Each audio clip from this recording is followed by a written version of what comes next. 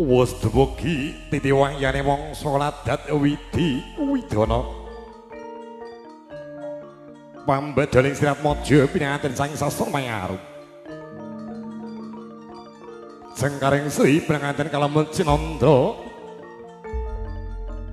Kadya sekarang yang angambararum ing angkasa.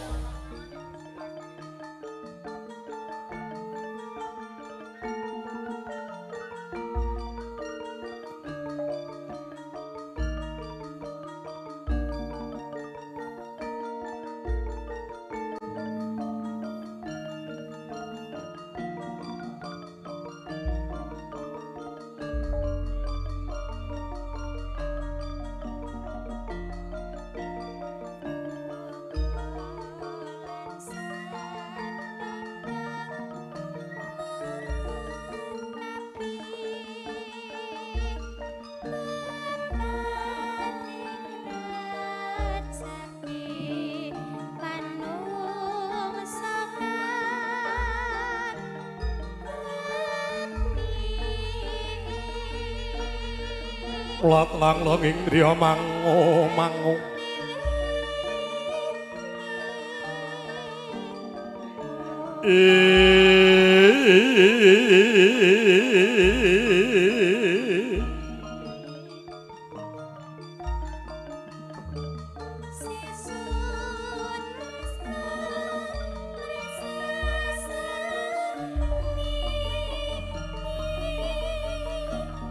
suara Data Pitana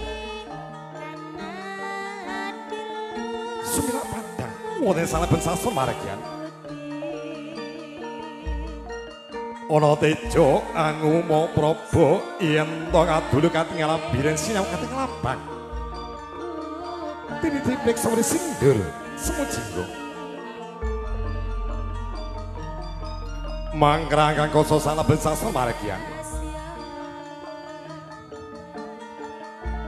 sanes ora ting daru tuing karatika punapa dene pandhita kang lagi tapa menika toya titejane risang pinanten putri gini Mas Ayu Sumining Tias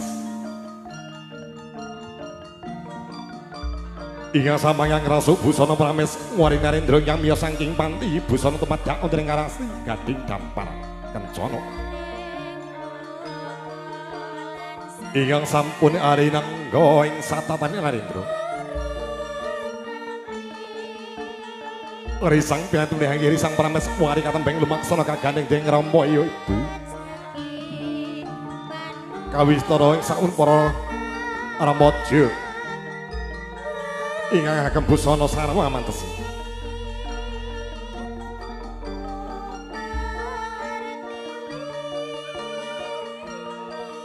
dasar pengagemanipun pinanten putih jumbuh kalih pengagemanipun Mustikane Ratu kawistara jamaing mancorong Prabawani dasar pidangsane sunduk mentul ing cacah songo saya mantesi milai jalsi pating dia Airatna Dewi Sumining Tias ingkang kawistara Bathara ingkang tumbaran saking Kahyangan Cakra Kembang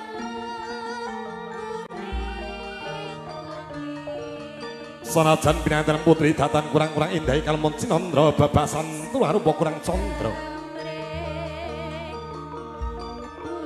dasara dadak piadake sarwa sedeng pakulitane nemu giring rikma nyameles winis angem-angembang bakung semiju palarapan ilasan dari hati yang udup dari adas nanggal sepisan deptek nengkeng madep mandur atau maitawa netra yang bawang sabung gula alindri lindri mino kinaryong liyang kenori netron doda ketara penggali pangarasan durin sadring krono ngrungi luing gadong latnya manggis karangat modonya mubi tempat kadyo mutiara kasarintip lengki noto janggut hawana mondok jonggo angulan ono pamitangan Raju Mas penyanggan dewa yang pinentang Driji Hamojo ring baik kawistara payudha yang kira gadi bangken hanawan kemit upumong kangkang sirik entol kial bok mentor tunggak bundra lirer jinongko drama rangka margadik jejemul kadion dasara mo ariangon tatan denep cap lewi pucing rek mongantos dumugi pucing suku datan ono kanggo jiwan lahing kanoto wujing risang pinantuni Mas Ayu sumiring tias ingat sampai sampun kalampan pinara lenggap prayogi wonten sasonadi iya sasono arenangga winastan darpar dento ingkang pinate sultane niwa babet perang waradani sinabaring sari sing sekar arum gondo wido cepat kateng anggung amgar arum ganda minaya saya kuncoro yaya angebai saindanging bawono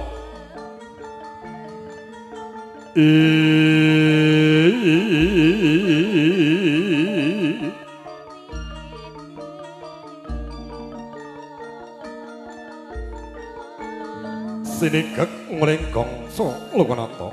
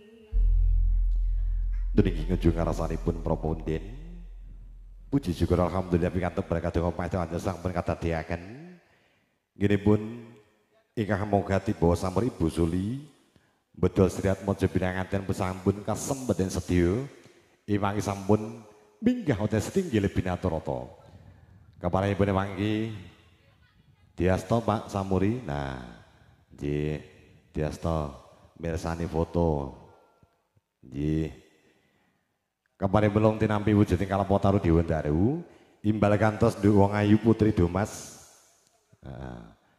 Domas yang Nduk Wong Ayu oh iki ngopo kok ndelik neng kono iki ya siji kono siji kene mantane kakung ndi iki mau pung teng Jawi kadang pisan sampun jangkep nggih boble sampun jangkep kadang pisan monggo keparing dherekaken pinanten kakung wonten sak kanan kiringipun pinanganten saperlu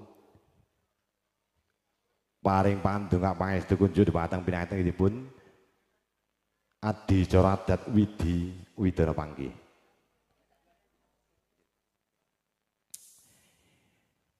Niki pinangka kunjuk ngarasanipun propunden lung tinampi wujuding Kalapotaru Diwendaru jendela sekarang moncawan wujuding kembar mayak wujuding mangke pratandha dumugi titiwahyane mangsa adat Widi Widana Panggih kaparanipun mangke daya-daya kairing kumandhanging salat Nabi sareng prakaten Bayu Musik Ponorogo nuwun sumangga nuwun.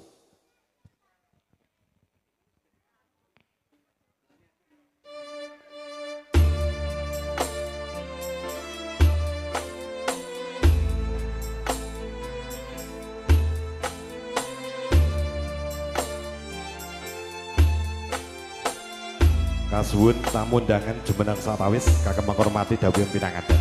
Nuwun monggo.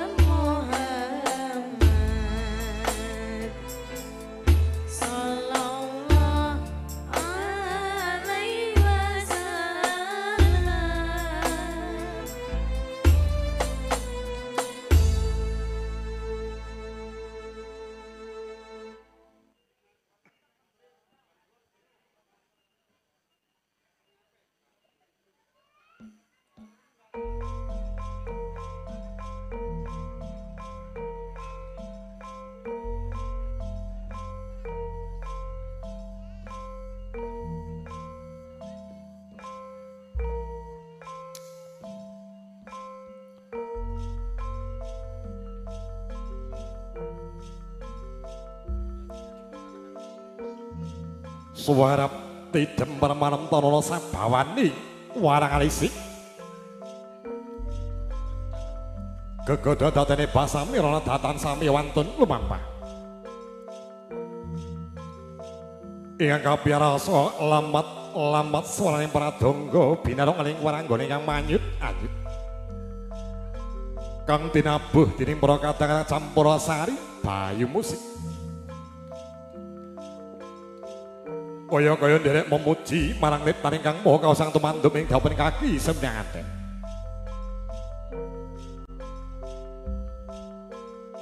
wis dumugi titiwahyaning mangsa kala Binan sareng bining samangki sametedak wonten ing plataraning paragyan agung. Ingkang denapi dening sinuman kekalingan hanyangga kayu kelepu Dewandaru, Jendaya kembar mayang. Minangka sakaring para dewa sakaring kahyiwangan jungkiring saloko. Ingkang wis kaampil dening pripun Bapa Samur Ibu Suli. Kini kakebancak werut arantane adi ceradat widina panggih lumantar yang pujangga agung Bapa Mardi yang pujangga sigra hangane cipta mandang pucing grana nyuwun marang Gusti Kang Maha Kawasa datan saranta pinasarembit sigra kabalang puja mantra tiyang pujangga agung Durga mendak ala sumingkira teguh rahayu rahayu rahayu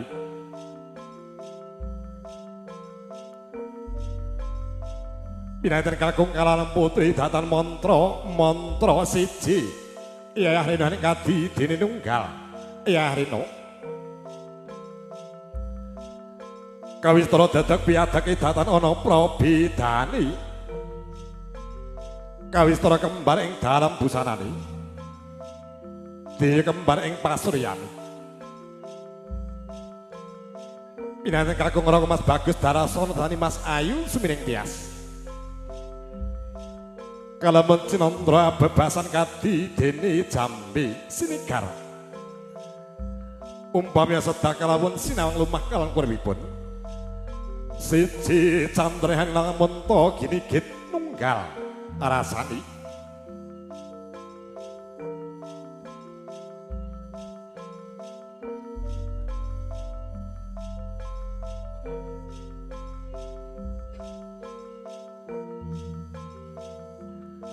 lon-lonan gene ademake mangki sansaya caket sansaya daket sansaya rinaket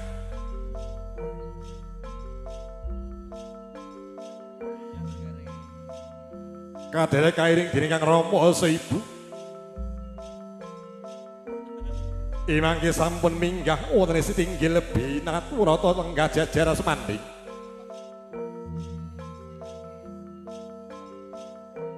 kabeh ing Kang Rama Ibu kantan kirimun pinanganten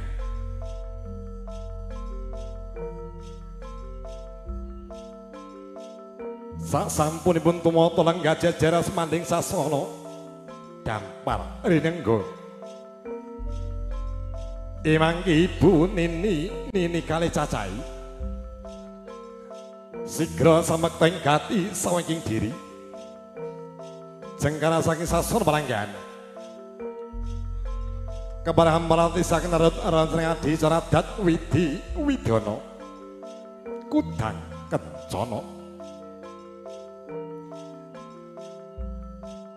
menawaken gini penamparanti siken imeng kawistana Ibu angasta wujuding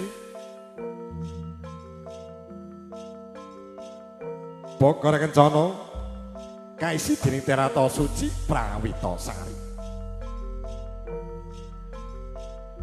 kinen kepada miji ingkang putra kakalipun pralampita mangke ambrasi sedaya sukarati ambrasi sedaya bilahi sinaket ing bagya mulya saklami gilir gemantos sedaya mangke kalaju adat widhi-widana kudang kencana Keparingipun Ibu Ibanganti wujuding bokor kanthi nyebut asmaning Gusti Dat kang Merwengdat kanthi ucapan Bismillahirrahmanirrahim kabikak wujuding bokor kancara kaisi Mas Picis Raja Brana kang pinaka kaudane kang Rama Ibu mugi mangke pinanganten enggal narakan putra kalahan putri ingkang soleh wasolehah ingkang migunani tumraping keluarga nusa bangsa lan agaminipun amin amin ya rabbal alamin.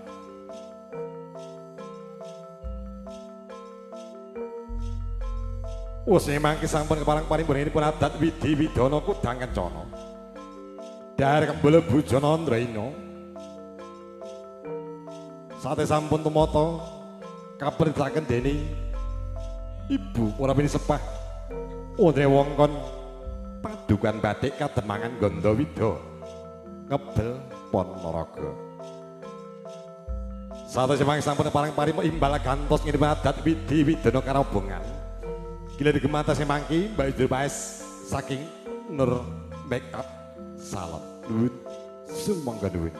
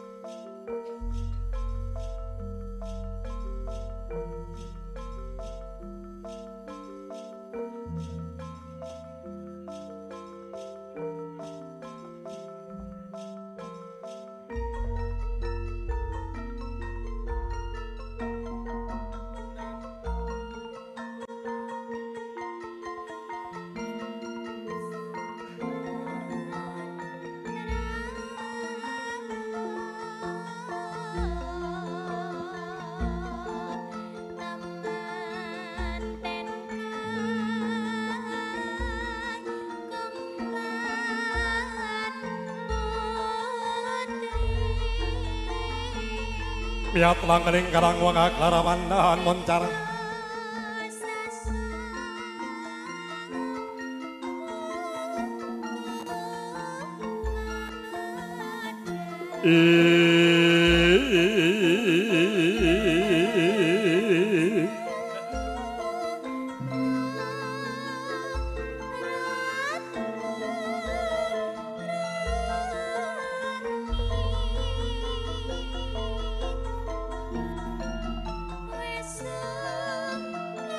Imang Kiwusnya Sigro Jengkera Sang Sastra Palangaroko Mas Bagus Darsono akan tinggang karwo lumbar ngabiator marang Prabu Punden sumungkem hamari kelu ya konjem ing pantala wadanani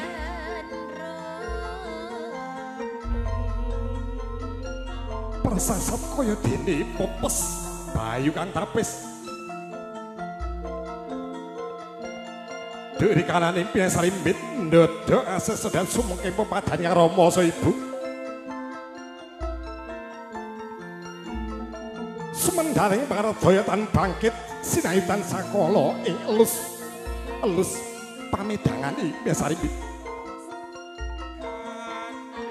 wini wiran niwirik manik kebaing rasa asih sutresna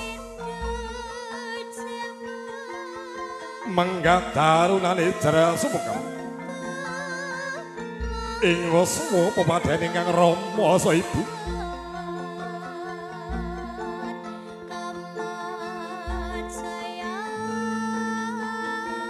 ger wong Bagus Darsono nok wong ayu sumining tias bekti marang Rama lan biyung muyung ger jaluk tambah pangestu marang Rama lan biyung ora waleh-waleh nggonku ngaturake ridallah fi ridha wali walidin ridaning pangeran kuwi menawa krana ridaning wong tuwa loro murkaning pangeran uga krana murkaning wong tuwa loro Mula sangka kuwi yo Nger. Sak bisa-bisamu bekti marang wong tuamu njaluk tambah pangestu. Swarga kuwi mono manggone ora mung ana ing masjid lan langgar musala wae. Swarga manggone ora dumunung wonten ing Mekah lan Madinah wae. Swargane anak ya kuwi dumunung wonten ing sak kandhape wong tuwa kelawan maratuwa. Beci anggon mung ibadah marang masjid lan musala. Bisa sira munggah kaji ing Mekah lan Madinah. Yen sira ora bisa gawe bebungah marang wong tuamu, niscaya bisa ngambu lawang ing swarga. Yen toh dawing para winasis, Gusti Pangeran Gunung Kaperang dadi loro. Yaiku pangeran sing tanpa wujud lawan pangeran sing mawa wujud. Pangeran sing tanpa wujud yaiku Gusti Allah sesemana rinten kelawan dalu. Wandene pangeran sing mawa wujud yaiku wong tuwa lawan para tuwa. Tenane ngono wong tuwa kelawan para tuwa kuwi ngono Gusti Allah sing katon ya Nger. Bebasan jimat sing bisa mangucap, pusaka sing bisa kandha. Ya kuwi wong tuwa kelawan para tuwa. Bejan kemayangan siramu sing duweni wong tuwa loro sing ganep.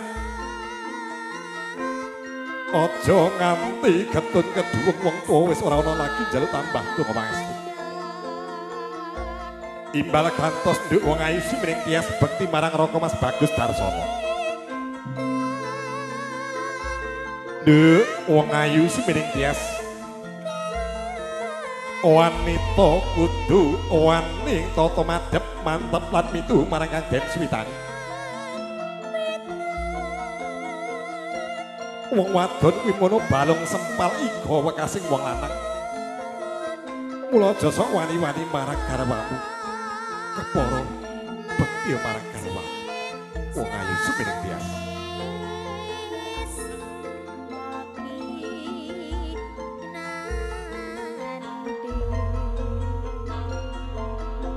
Mangki wujud sampun parang paripun nggih parang pangampet kang Ramasa Ibu. Kidher gemata sacanipun Bayi Jurmasaki Eka nurut Eka Sawon. Imangki dudu keparang amaratisaken urut cerengan dicara sacanipun. Imangki kacar kucur guna kaya miwah tampa kaya. Kalaji imangki dahar kembul bujana Andraya.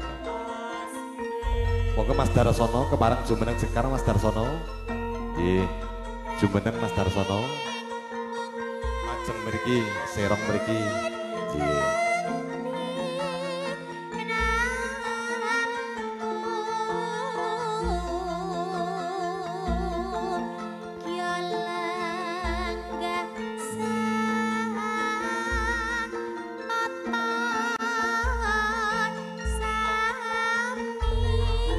Kacara kudring pangajap mugi mangkir cinta samantara sumpulur ambanyu mili andali dik dapat ana pedhoti rada dhuwur Mas. Nah sok glogok kuwi nggambarake wong lanang wajibe mengkaya marang garwane. Propira kayane wong lanang sok glogok wene wong wadon kabeh ora usah dicatit. Wong wadon semono gondok wong ayu sumiring tias. Wong wadon kuwi mono daringane wong omah-omah. Yen wong wadon ora bisa ngregenake mustahil rumah tanggamu bisa ae tentrem bagya mulya. Ananging yen to siramu bisa bekti marang garwamu, bisa setiti ngati-ngati satemah ugi manggih pengayemanipun Gusti pikantuk pemayung budi rahayu. Mugi mangke kasembate sedya rahayu kang kenu bagya kang sedaya kalih sing sambi kala amit yamit ya rabbal alamin. Ide wong ayu Mas kidher gemantos dinadeni bendaramu dahar kembul bujana Andraya. Ya setunggal mboko sawiji gentenan wae. Dinadeni bendarane Nduk.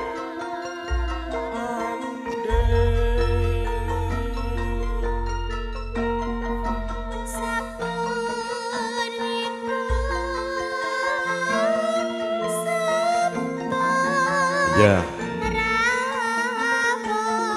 Alon-alon yundu. Sandale copot lakun dodok. Nah, wis bener. Kuwi ora mung gambaran, ora mung sanipan. Raja sedina ratu sedalu pancene saestu. Mula saka kuwi ladenana bendaramu ya, Nduk.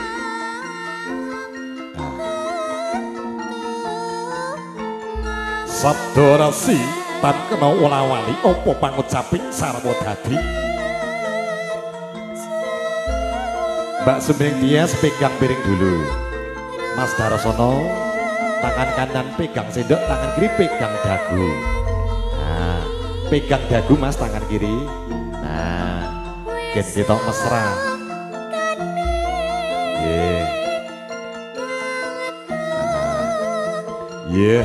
Imbal gantos nok wong ayu. Mbak Tias ndundang Mas Darsono. Kaya dek ben mulih kok neng bandara kae lho. Ndak sang guyu dek ben yo dulang-dulangan kok. Neng bandara yo ngono ki kok. Aku ngerti kok.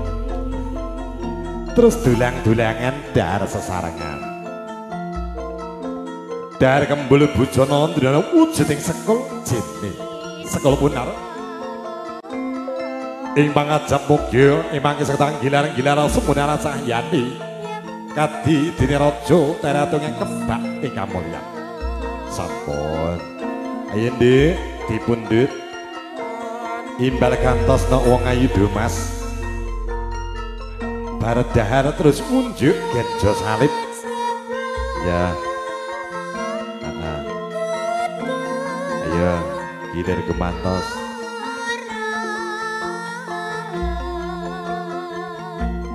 Liak-liak waton kacandak geremat-geremat waton yang selamat. Dirending tani opo kesusu selak opo. Alon-alon wae Nduk, lakun dodok. Nah, blombonge eneng mulai mau blombonge. Nah, ya loro no. Mas Darsono, Mbak Tias.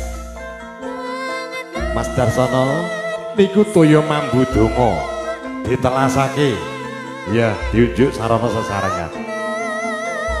Nah, witoya mambu donga para kadang punggawa pungganing Prajawa wengkon Gandawida. Sampun. Unjing tirtabrit wani bebener ajrih kanistan. Mas Darsono wong bebrang abot sanggani urip kaya dene cakra magilingan kalian mengisor kalian mendhuwur. Bebasan omah gendeng saponono abot enteng bareng-bareng lakonono. Nggih, Mas ngeten Mbak ngeten nggih. Seje saka kuwi nggih wong bagus nduk wong ayu. Wong bebrani ora mung ndhawuh putra kan putrine.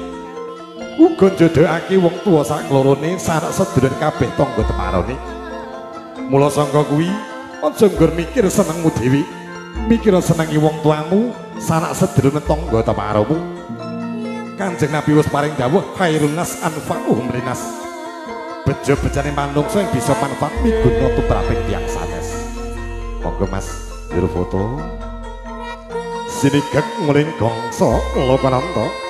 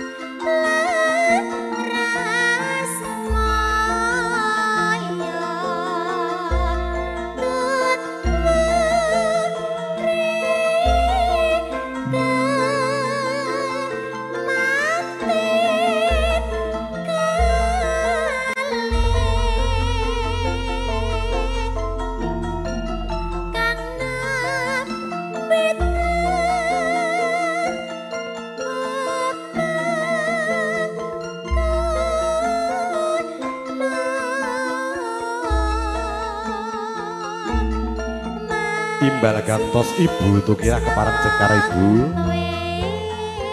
Monggo ibu tukira sekalian garwa keparang jengkar. Ibu bapaknya diintes itu. Bapaknya diasto. Oh ya ditinggal wae. Monggo Kong. Nah, ya Allah. Iki Mbah Kong barangnya ya ora peka lho ya. Tinggal ibune barang kok ya meneng wae. Nah. Lah iya.